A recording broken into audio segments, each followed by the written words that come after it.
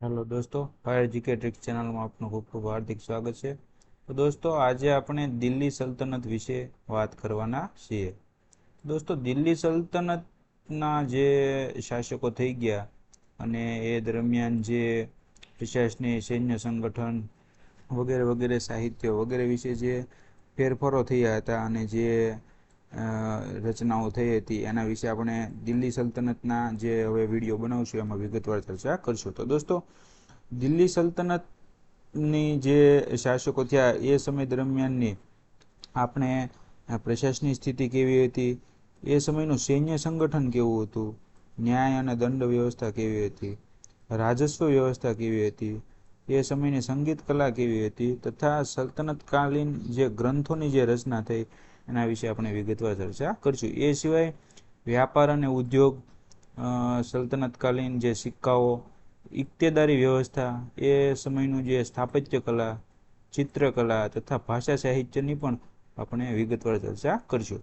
તો દોસ્તો, દિલ્હી સલ્તનત જે છે ટોપિક, એમાં ઘણા વિડીયો બનશે, પરંતુ આજે આપણે જે વિડીયો જે જોવાના છીએ એમાં માત્ર ને માત્ર આ દિલ્હી સલ્તનતકાલીન જે પ્રશાસનિક સ્થિતિ છે એની જ તે આપણે આજે ચર્ચા કરીશું. તો આજના વિડીયોમાં દિલ્હી સલ્તનતકાલીન જે પ્રશાસનિક સ્થિતિ હતી એના વિશે આપણે વાત કરીશું.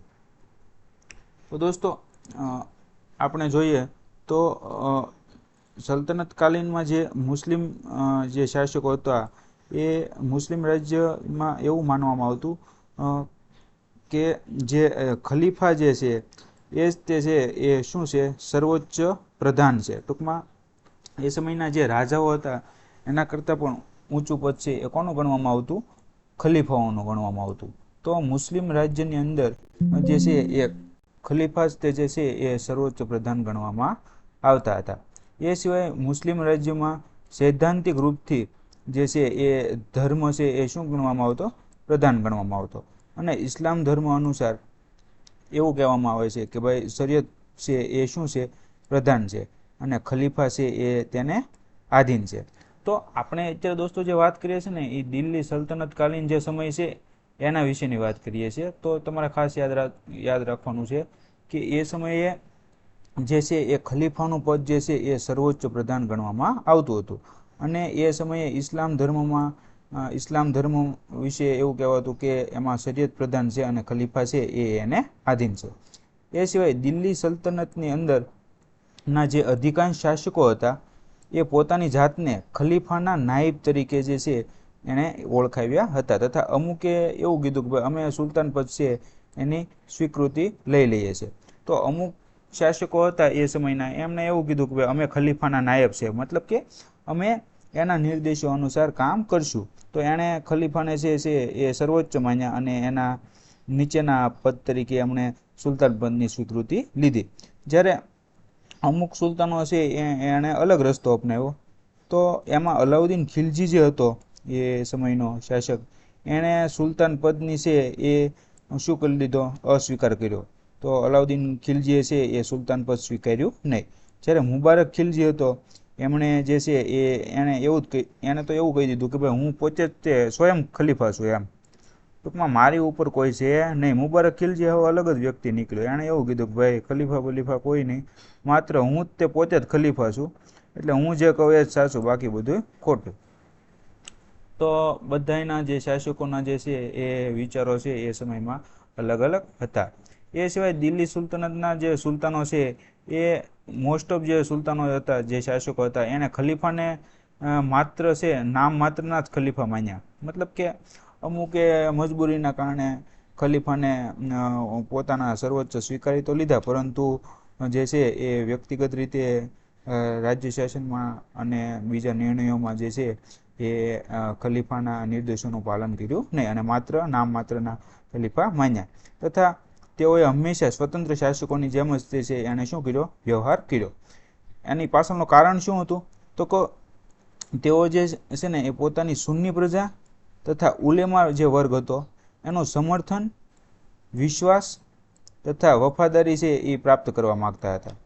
ટૂંકમાં આ લોકોને જે છે સુન્ની પ્રજા તથા ઉલેમા વર્ગ, તો એને એ નારાજ કરવા માગતા નહોતા. એટલા માટે જે છે એ એણે ખલીફાનો સ્વીકાર કર્યો નહીં અને મોસ્ટ ઓફ જે છે એ સ્વતંત્ર શાસકોની જેમ જ તેણે શું કર્યું, શાસન કર્યું. હવે દોસ્તો અમુકે આપણે જોયું કે સુલતાન પદની ઉપાધિ છે એ ધારણ કરી હતી. તો જે સુલતાન પદની જે ઉપાધિ હતી એ અમુક શાસકોએ છે એ સ્વીકારી લીધી હતી. તો એમાં જે બગદાદના ખલીફા દ્વારા જે છે એ મહમૂદ ગઝનવીને જે છે એ સુલતાન પદની ઉપાધિ જે છે એ આપવામાં આવી હતી. અને સુલતાન પદની ઉપાધિ જે છે એ મોસ્ટ ઓફ જે તુર્કી શાસકો હતા, માત્ર ખિઝરખા જે છે એણે જે છે આ સુલતાન પદની ઉપાધિ છે એ સ્વીકારી નહોતી. એ સિવાયના જેટલા પણ બીજા તુર્કી શાસકો હતા એ બધાએ જે છે એ સુલતાન પદની ઉપાધિ છે એ સ્વીકારી લીધી હતી. એ સિવાય સુલતાન પદની ઉપાધિની ગરિમા જાળવવા માટે અલાઉદ્દીન ખિલજીએ છે ને એ હંમેશા સિકંદર એ સાનીનું જે છે એ ઉપાધિ ધારણ કરી અને સુલતાન પદની ગરિમાને આંચ ન આવે એટલા માટે હંમેશા છે એને સર્વોપરી તે સુલતાન પદની ઉપાધિ છે એ હંમેશા એણે સર્વોપરી રાખી અને સુલતાન પદ ધારણ ન કરતા માત્ર એણે શું કર્યું, સિકંદરે સાની નામથી ઓળખાવાનું પસંદ કર્યું. હવે દોસ્તો એ જે બલબન હતો, તો એણે તો એવું કીધું હતું કે ભાઈ રાજા છે એ દેવત્વનો અંશ હોય છે, આથી તેની સમાનતા કોઈ ના કરી શકે. તો એણે ટૂંકમાં પોતાનું મહત્વ વધારે દેખાડવા માટે આ વિધાન છે એમણે કીધું હતું કે ભાઈ રાજા છે એ દેવનો જ એક અંશ હોય છે, એટલા માટે એની સમાનતા છે એ કોઈ કરી ન શકે. ત્યાર પછી આપણે જોઈએ તો જે સલ્તનતકાલીન જે પ્રશાસનિક સંરચના છે એ મુખ્યત્વે ફારસી અને અરબી પદ્ધતિ ઉપર છે એ આધારિત હતી. અને જે સલ્તનતકાલીન જે સૈન્ય સંગઠન હતું એ છે એ તુર્ક મંગોળ પદ્ધતિ પર આધારિત હતું. તો ખાસ દોસ્તો યાદ રાખજો. એ સિવાય સલ્તનતકાલીન પ્રશાસનિક સંરચના જે છે વ્યવસ્થા છે એ આમ તો મિશ્રિત છે એ હતી. અને કેન્દ્રીય પ્રશાસનની અંદર જે છે એ મુખ્ય જે છે એ કોણ ગણાતો, સુલતાન ગણાતો. તો સુલતાન છે એ પ્રશાસનિક જે વ્યવસ્થા હતી એનો મુખ્ય છે એ હૃદય હતો. અને સુલતાન જે છે એ રાજ્યનો સર્વોચ્ચ સંચાલક અને માલિક ગણવામાં આવતો. કાયદાનો નિર્માતા હતો. કોઈ પણ કાયદા છે એ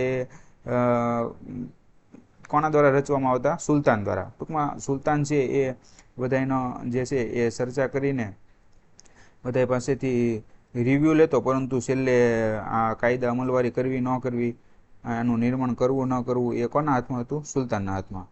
એ સિવાય સેનાના સર્વોચ્ચ સેનાપતિ જે છે એ પણ કોને ગણવામાં આવતો, સુલતાનને ગણવામાં આવતો. કોર્ટના જે મુખ્ય નિર્ણયો હોય એમાં પણ અંતિમ નિર્ણય જે છે એ કોનો માન્ય ગણવામાં આવતો, સુલતાનનો. મતલબ કે ન્યાયની બાબતમાં જે કોઈ પણ નિર્ણય લેવામાં આવતો એ અંતિમ કક્ષાએ કોની દ્વારા એપ્રૂવ કરવામાં આવતો, સુલતાન દ્વારા. તો સુલતાનનું જે છે એ આ દિલ્હી સલ્તનતકાલીન જે સમયમાં છે આ મહત્વ હતું.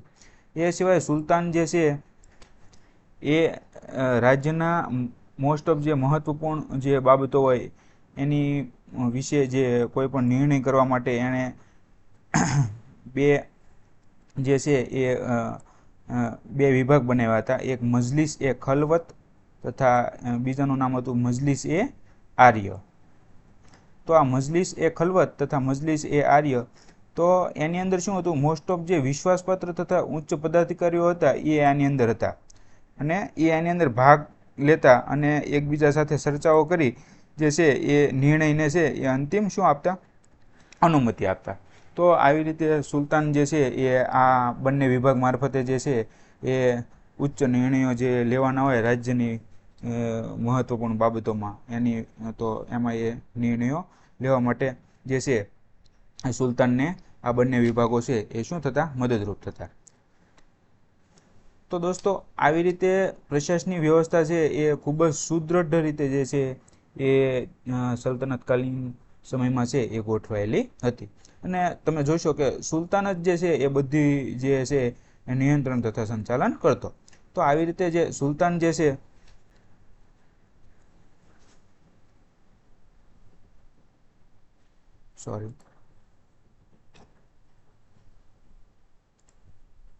તો સુલતાન જે છે એ બધા વિભાગો તથા પ્રશાસનની જે પ્રત્યેક શાખાઓ છે એનો નિર્ણય તથા સંચાલન પણ છે એ કોણ કરતું? સુલતાન કરતો હતો. અને એની સહાયતા માટે જે છે એ મંત્રીઓનો જે સમૂહ છે એ કાર્યરત હતો. મતલબ કે મંત્રીઓનો સમૂહ છે એ બનાવવામાં આવ્યો હતો.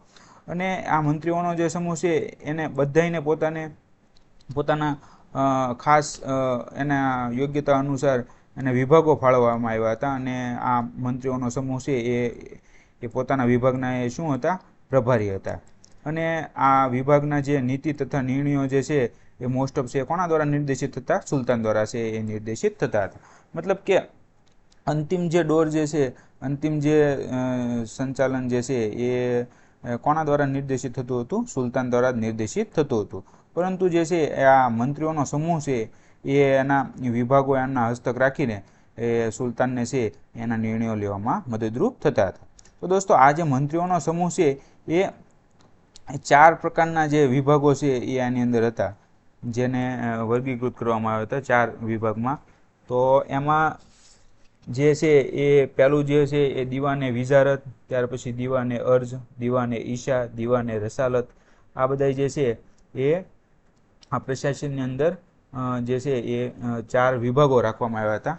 તો દોસ્તો આ વિભાગો છે એ હવે પછીના વિડીયોમાં છે એ આપણે વિગતવાર છે એ ચર્ચા કરીશું. તો દોસ્તો આ વિડીયો તમને કેવો લાગ્યો? વિડીયો જો તમને ગમ્યો હોય તો વિડીયોને લાઇક અને શેર કરવાનું ના ભૂલતા. અને હવે પછીના વિડીયોમાં જે છે એ દિલ્હીની સલ્તનતકાલીન પ્રશાસકીય વ્યવસ્થાનો જે છે એ ભાગ નંબર 2 છે એ આપણે હવે પછીના વિડીયોમાં જોઈશું. તો ખૂબ ખૂબ આભાર.